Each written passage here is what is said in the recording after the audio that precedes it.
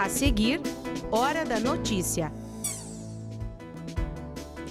Na última reportagem da série sobre espaços de recuperação de dependentes químicos aqui na região, hoje vamos mostrar o trabalho de uma clínica particular. Um roteiro saboroso, místico e sagrado a 128 quilômetros de Passo Fundo. E ainda, crianças em tratamento contra o câncer raspam os cabelos dos novos alunos da medicina da UPF. É o Trote do Bem. Hoje é sexta-feira, 2 de agosto, é Hora da Notícia.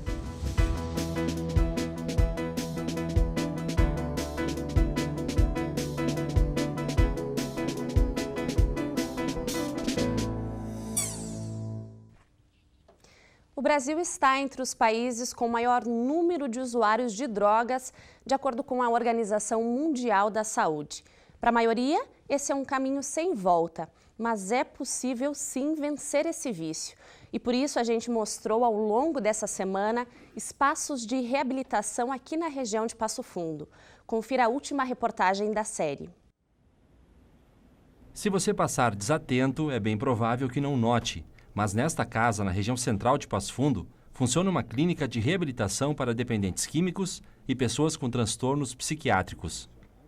Criada em 2005, a clínica é particular, com pacientes de toda a região. Quem orienta a internação é o médico responsável, que vai ser responsável pelo tratamento dele. E a nossa equipe dos terapeutas, eles vão trabalhar durante todo o processo de internação, em diversas atividades que vão estar conciliadas com a questão médica, para esse paciente poder ter uma evolução no tratamento mais rápido. Aqui, toda a dinâmica é trabalhada para oferecer conforto e segurança ao paciente. A capacidade da clínica é de até 35 pessoas. A casa recebe homens e mulheres que ficam separados em alas diferentes.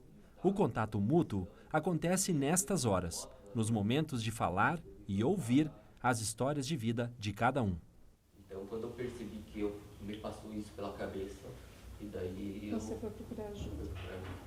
E além dos atendimentos em grupo, os contatos individuais ajudam a perceber em que nível está o tratamento e o que pode ser feito para a recuperação. São pacientes que têm transtorno psiquiátrico e buscam na droga um alívio do sintoma ou o contrário, né? Acabam piorando o sintoma psicótico de humor em função do uso de drogas. A casa conta com 20 funcionários, entre psicólogos, enfermeiros, consultores terapêuticos, monitores e pessoal de apoio. É uma estrutura que conta com um amplo pátio para atividades de lazer, refeitório e acomodações individuais e coletivas. Na clínica, problemas de depressão, tendências suicidas e a dependência em narcóticos são os principais fatores que levam à internação.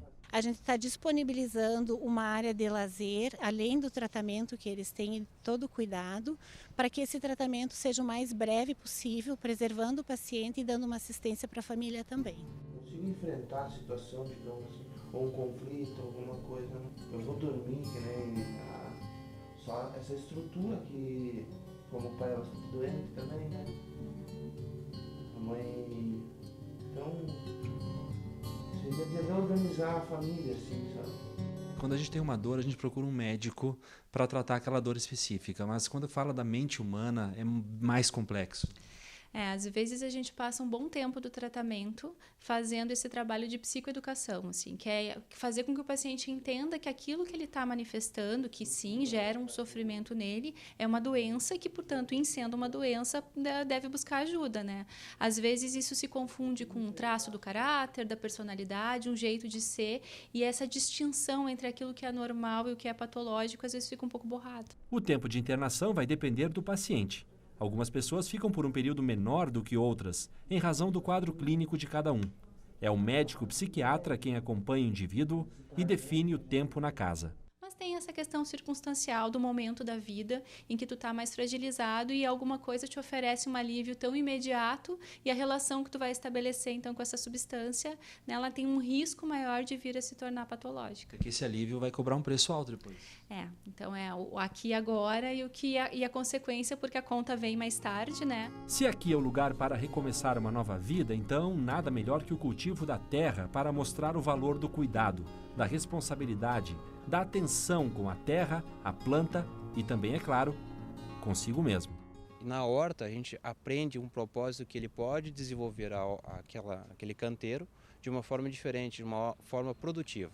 Então tudo que é produzido aqui em horta é consumido dentro da clínica. Então tem um propósito de eu estou fazendo algo diferente, de bom, no qual estou tendo um retorno posterior, que é na alimentação. Estas pessoas fazem parte do grupo da comunidade terapêutica da clínica. O tratamento deles é de 6 a 9 meses. Fazem parte de um longo processo de ressocialização à sociedade. Tem uma horta aqui que está, digamos, abandonada para mostrar que se você não cuida, se você não se cuida, você pode ficar assim. Perfeitamente. Isso a gente mostra isso. A gente tem hortas, canteiros que estão com plantações, estão cuidados, e canteiro no qual eles não têm nenhum cuidado, que é justamente o que ele faz no tratamento muitas vezes. Ele começa a realizar um tratamento e para. E quando se para, desenvolve um mato. E a propósito da horta é justamente ao contrário, é desenvolver algo produtivo.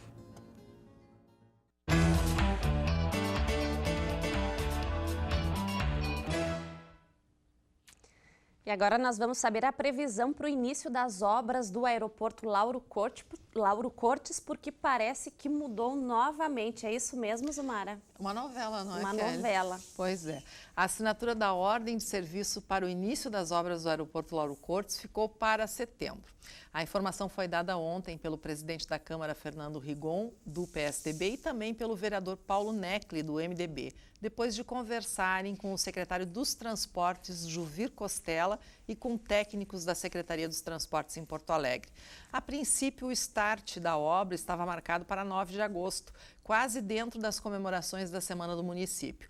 O motivo é o atraso na conclusão de 2 projetos pela empresa Traçado, o de terraplenagem e também o de drenagem. Como são projetos que seguem parâmetros e normas internacionais, o rigor é ainda maior. O vereador Necli disse que, mesmo com o trabalho da Comissão Especial da Câmara encerrado oficialmente, os vereadores não deixarão de acompanhar a situação do aeroporto. Na próxima semana, ele e o vereador Rigon irão até Erechim, na sede da Traçado, para conversar com técnicos da empresa e entender se há alguma dificuldade e colocar também o Legislativo Passofundense à disposição. A empresa Traçado venceu essa licitação do aeroporto por apresentar a menor proposta de preço, na ordem de 43 milhões de reais. O prazo para ela entregar os projetos já encerrou, mas a empresa pediu prorrogação. Zumara, e será que o governador vem para esse ato em Passo Fundo?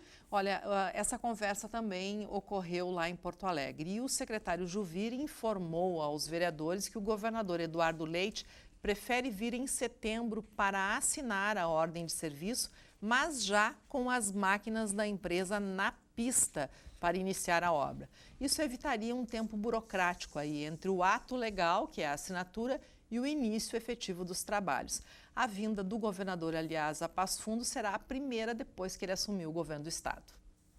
Vamos aguardar, então. Vamos aguardar. Tá certo. Ótimo final de semana, Zumara. Para ti também, Kelly. E depois do intervalo, a gente mostra crianças em tratamento contra o câncer que rasparam os cabelos dos novos alunos da medicina da UPF. É o Trote do Bem, a gente já volta.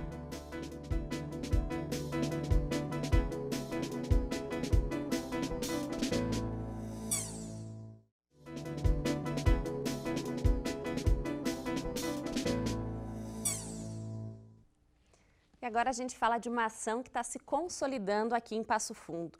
É o Trote Solidário da Faculdade de Medicina da UPF, que vai até o Centro Oncológico Infanto-Juvenil do Hospital São Vicente de Paulo. Dá só uma olhada.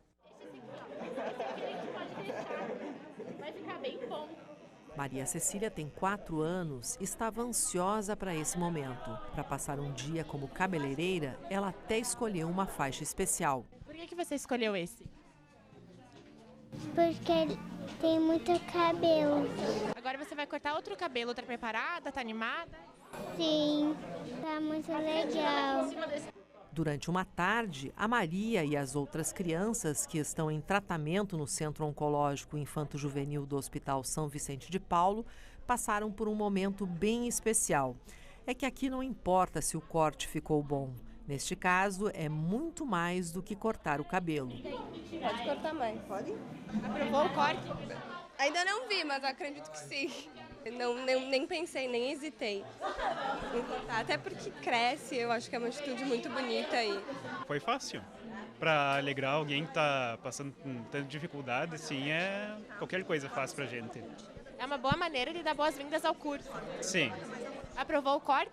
Aham. Já na 4ª edição, o Trote do Bem leva para dentro do hospital os calouros da medicina. A iniciativa é dos integrantes da atlética do curso. Desde então ele só vem crescendo, né? Já aparecemos em rede nacional, em vários outros lugares e é um orgulho para nós. A gente nunca imaginou isso acontecer, nunca foi nosso objetivo. A gente sempre fez isso pelas crianças, porque elas gostam mesmo, então... Esse é o primeiro contato com o ambiente hospitalar enquanto estudante. Os meninos tiveram os cabelos raspados e as meninas doaram as mechas. Nesse momento em que existe aquela ideia de se raspar a cabeça de quem entrou na faculdade, a ideia então de fazer com que aqueles que perderam os cabelos, né, como pacientes, façam essa ação por 2 motivos, né? Um motivo é a questão de que quem passou na faculdade acaba tendo que passar por esse batismo, né, como chamam, né, para se começar essa nova fase na vida deles.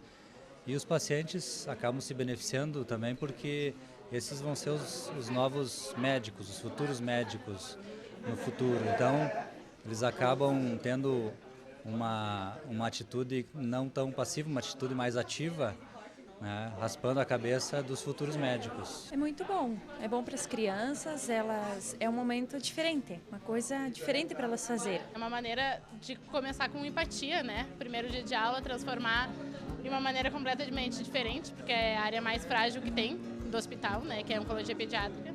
E assim, né, eles já se acostumam com como é que é a realidade aqui no hospital.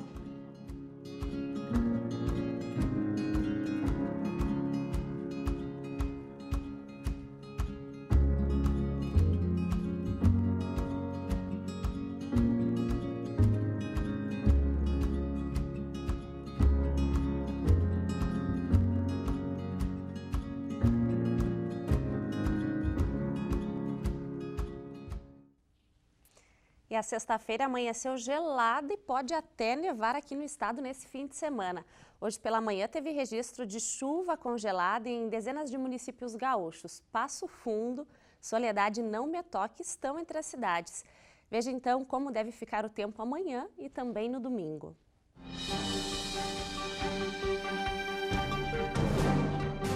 Frio intenso no fim de semana. O sábado amanhece com sol e formação de geada ao amanhecer. As nuvens aumentam no decorrer da tarde, mínima 0 e máxima 10 graus.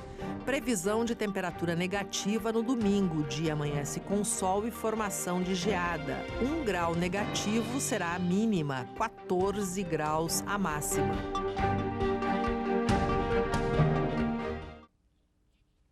O seminário que abrigava os freis capuchinhos no município de Vila Flores, a 128 quilômetros de Passo Fundo, hoje apresenta uma proposta diferente, com uma pousada onde repousar é necessário. E nós preparamos um roteiro saboroso, místico e sagrado para você. Veja agora mais uma opção de turismo que a cidade da fé, do pão e do vinho te oferece.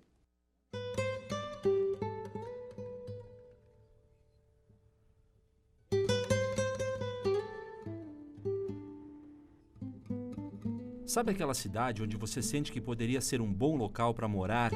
Esta é a tranquila Vila Flores, um município com pouco mais de 3.000 habitantes e que oferece um turismo de experiência. Para matar a fome, gastronomia italiana, acompanhada de história, lembranças e de um vinho produzido no local. O restaurante Mascaron traz o aconchego do ambiente familiar. Aqui tudo lembra um pouco a casa da avó. São peças de antepassados circuladas com uma iluminação agradável, móveis preservados e cadeiras de madeira e palha. Parte da estrutura do restaurante foi construída com pedras de basalto. E Vila Flores é a terra da fé, do pão, de vinho. Vamos começar pelo pão. Essa é a Casa Fiore, mais conhecida como a Casa do Pão Gigante. E claro, tem cheirinho de pão doce e de arte no ar.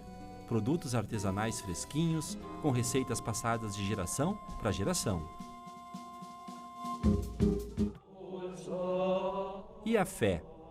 Este é um lugar tranquilo, silencioso, místico, sagrado. A Pousada dos Capuchinhos é um empreendimento que presta um serviço de hospedagem em um antigo seminário, que preserva a arquitetura original de 1949. Hoje no local vivem frades capuchinhos, envolvidos desde a pastoral até a vitivinicultura, ou seja, o cultivo e a produção de vinhos. Antes de chegarmos à terra do vinho, olha só que lindo esses jardins internos que ficam junto à pousada. Eles são inspirados nos conventos europeus e toda a decoração interior também é religiosa. Um ambiente que convida a conhecer a história dos freis, numa arquitetura que mistura imagens sacras, pinturas e tijolos de demolição, sempre produzindo a ideia da construção junto à natureza. E tem ainda uma capela para momentos de meditação e de fé, que conta a história franciscana. A pousada dispõe de 69 quartos individuais e também para a família, que combinam conforto com simplicidade. Há mais de 60 anos, os Capuchinhos produzem uma diversificada linha de vinhos, hoje presentes em muitos estados brasileiros. São vinhos tintos e brancos. E aqui está o vinhedo dos frades. O cultivo de 32 hectares de uvas viníferas e comuns e a elaboração dos vinhos exige técnica e cuidado. Quem escolhe a pousada pode fazer uma trilha pelas parreiras e curtir esse caminho natural próximo ao local de hospedagem. Gostou de Vila Flores? A boa notícia é que ela fica a aproximadamente 100 quilômetros de Caxias do Sul, na Serra Gaúcha. Tem que experimentar para saber. E reservas para a Pousada dos Capuchinhos é pelo telefone que aparece aí na tela. Essas foram as informações de hoje. As nossas principais notícias estão no programa A Semana, hoje às 11 da noite, amanhã e domingo às 7 horas da noite. O Hora da Notícia volta na segunda. Um ótimo fim de semana para você.